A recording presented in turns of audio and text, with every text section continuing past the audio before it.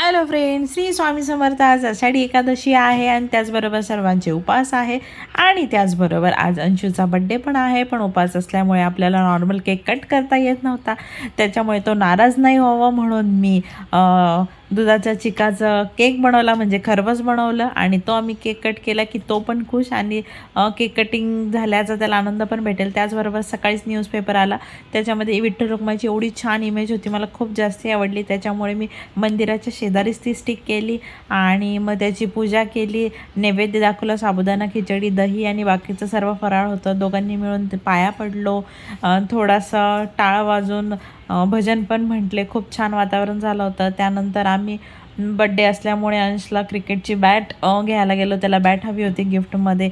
बॅटचे price पण फार भारी भारी होते आणि मग त्याने एक बॅट सिलेक्ट केली. मग आम्ही बॅट घेतली आणि घरी आलो आणि घरी येऊन मग केक कटिंग केली. बड्डे सेलिब्रेट करत होतो.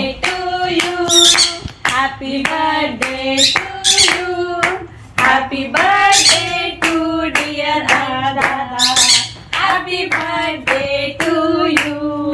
आणि संध्याकाळी केक कटिंग करताना रॅम्बोनी खूप एन्जॉय केलं.